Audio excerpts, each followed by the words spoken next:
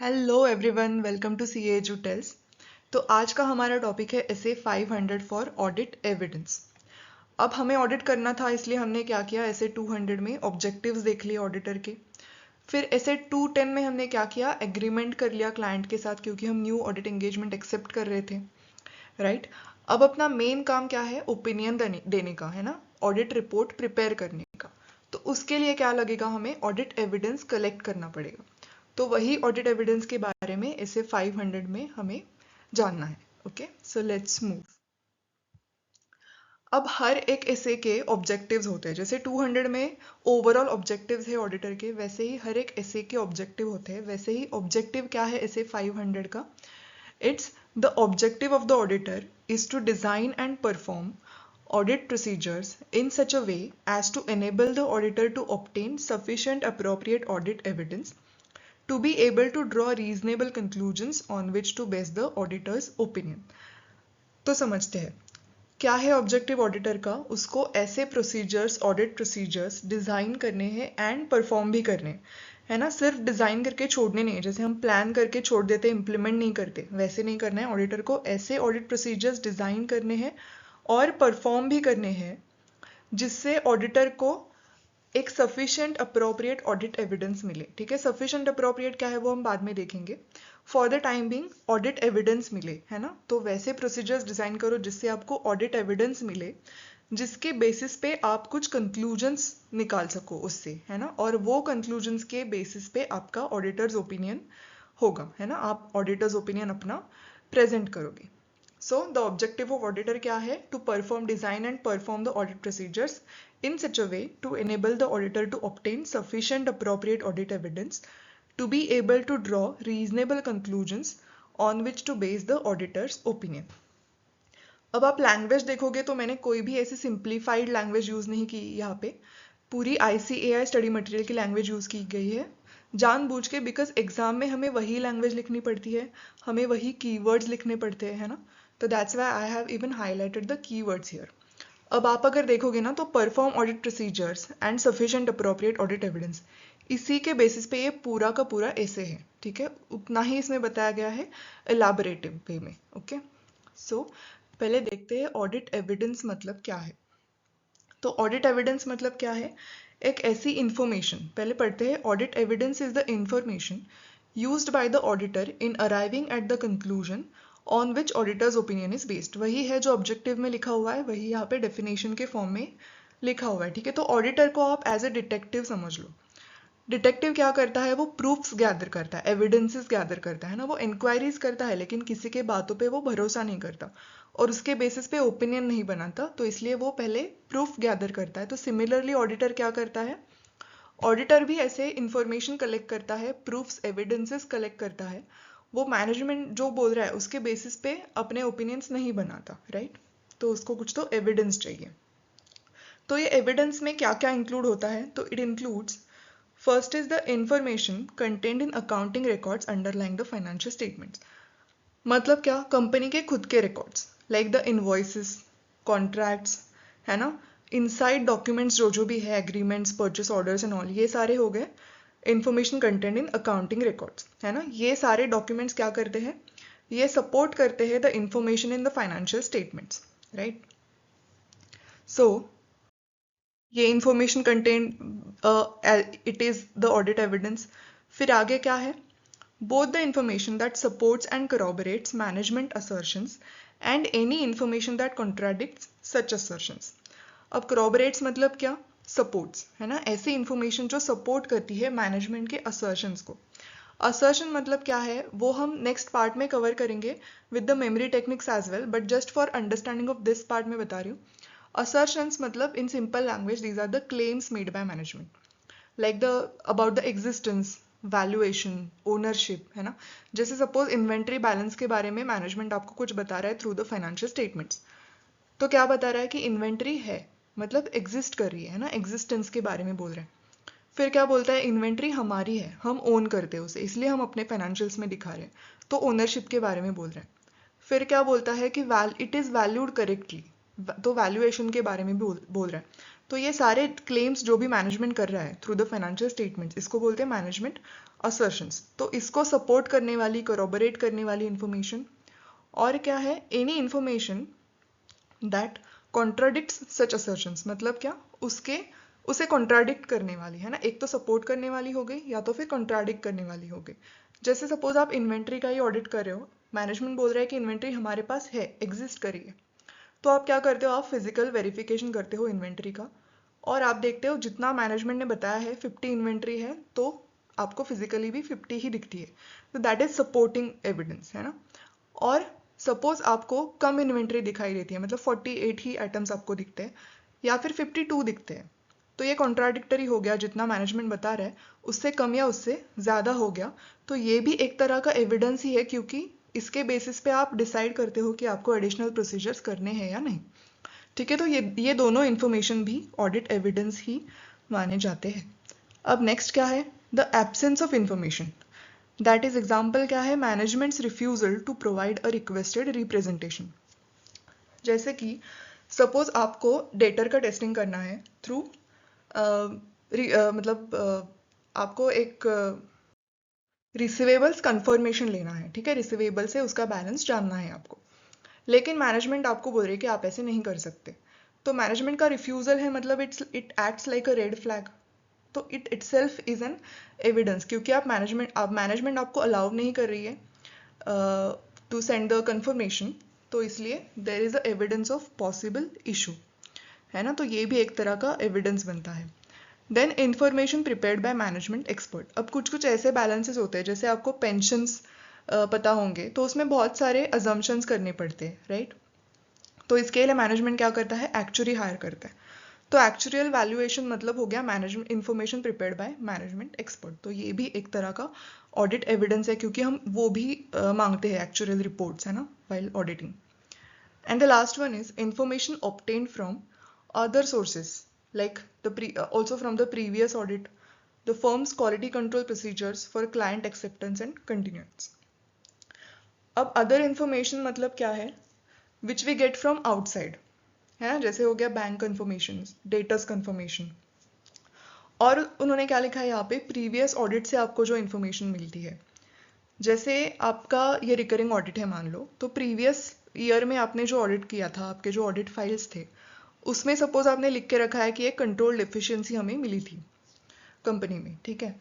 तो आप क्या करोगे, करंट ईयर में भी जब आप प्रीवियस फाइल रेफर करोगे, आपको दिखेगा कंट्रोल डिफिशियंसी थी, इन दैट केस आप उस चीज़ पे ज़्यादा फोकस करोगे, है ना। और क्या है, firms quality control procedures for client acceptance and continuance, मतलब क्या है कि वैसे procedures like to check the managements integrity, है ना। तो वैसे कंटिन्यूंस प्रोसीजर्स जो ऐसे 220 में लिखे गए हैं, तो सिंपल लैंग्वेज में समझना है तो सपोज आपका आज डिनर का प्लान है, आपको एक रेस्टोरेंट ढूंढना है, ठीक है। तो वो ढूंढने से पहले आप क्या करोगे, आप देखोगे कि मैं पहले पहले मतलब कोई एक सपोज आपने रेस्टोरेंट सिलेक्ट कर लिया, तो आप देखोगे कि मैं यहाँ पे पहले गया हूँ क्या। तो अगर गए हो तो आपको पता है ना, प्रीवियस ऑडिट जैसे आपको पता है कि उसमें कौन सा खाना अच्छा मिलता है या अच्छा नहीं मिलता, वहाँ पे हाइजीन कैसा है, ये आपको पता है, उसके बेसिस पे आप डिसाइड करोगे।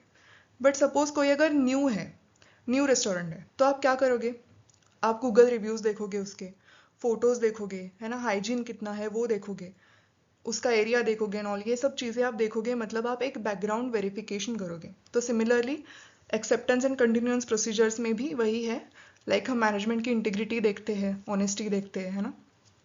तो these are the procedures which we have to perform, so from these also we get the audit evidence.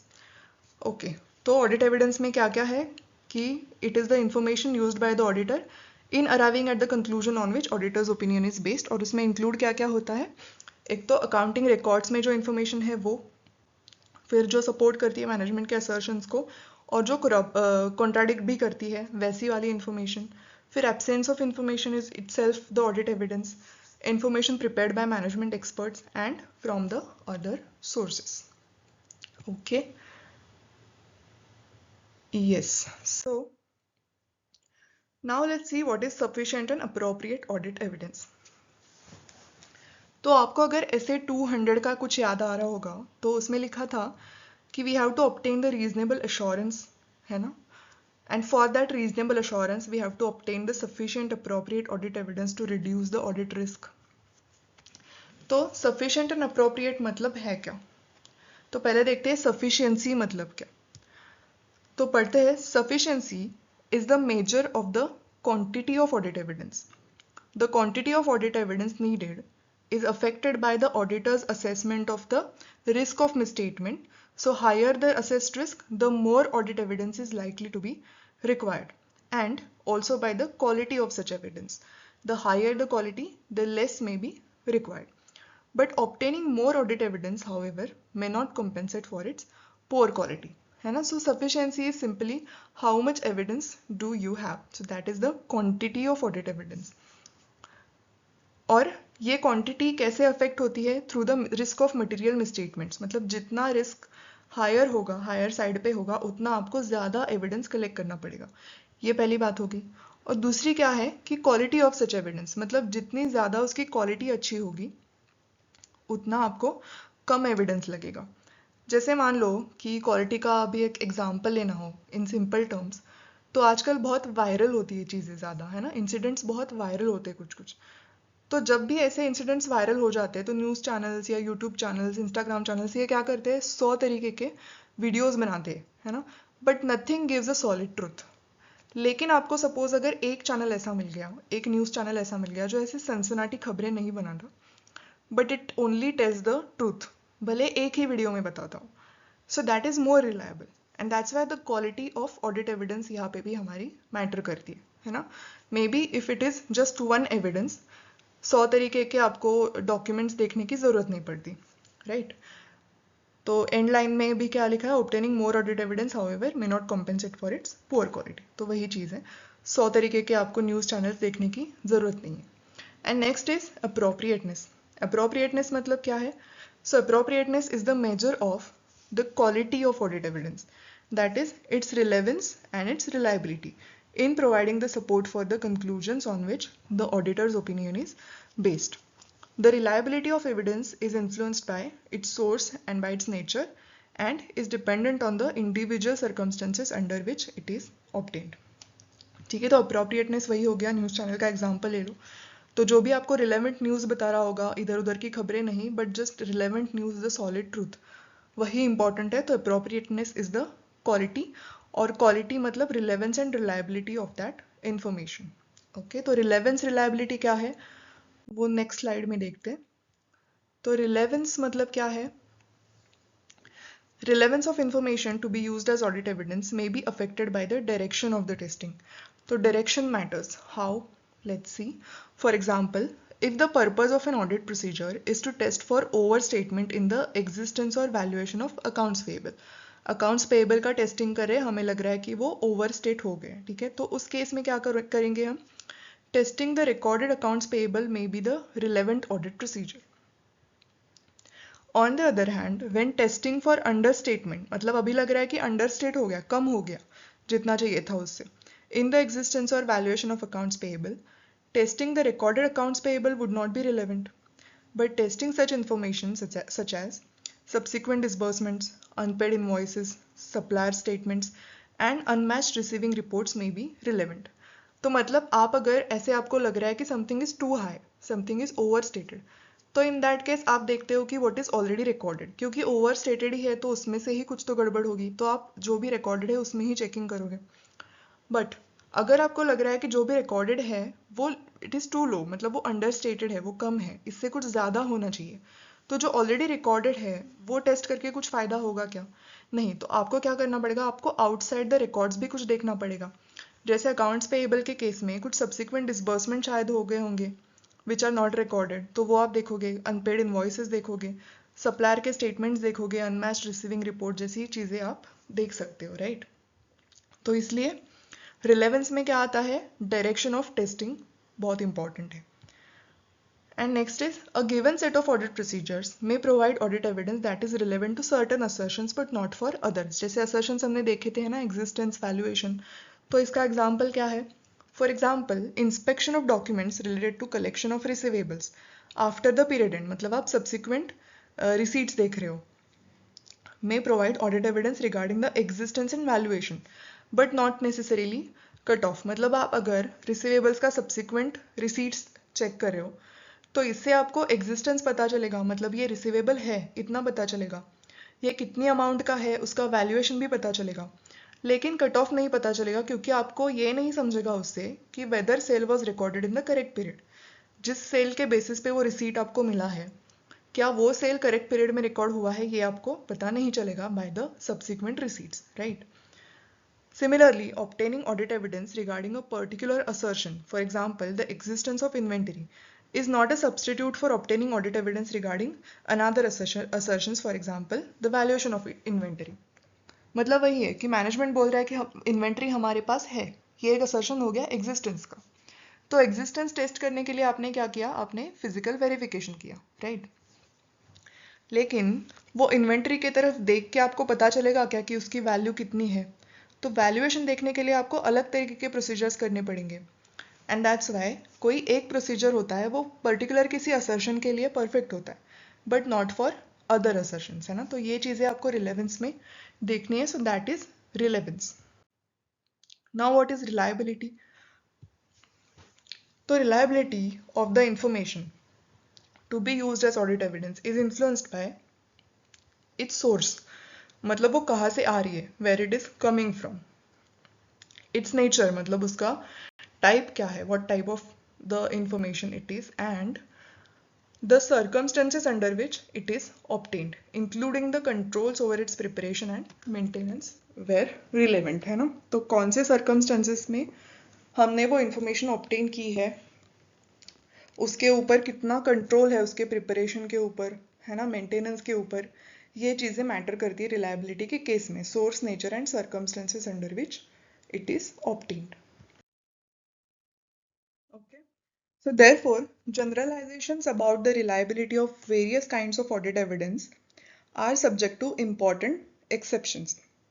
So even when information to be used as audit evidence is obtained from sources external to the entity, circumstances may exist that could affect its reliability. मतलब क्या है कि suppose bank conformation का example लो आप, तो जो bank मतलब bank balance जो एंटिटी दिखा रही है उसको कोराबोरेट करने के लिए हम क्या करते हैं, हम बैंक कन्फर्मेशन लेते हैं डायरेक्टली बैंक से, है ना। तो हमें क्या लगता है कि वो बैंक कन्फर्मेशन अगर हमने लिया तो एक्सटर्नल सोर्स है, इट इज़ मोर रिलायबल। इसका सोर्स है ना, सोर्स के बेसिस पे हम डिसाइड करते हैं कि इट इज़ मोर रिलायबल। लेकिन कुछ एक्सेप्शंस भी एग्जिस्ट करते हैं, जैसे कि external sources also can make the mistakes.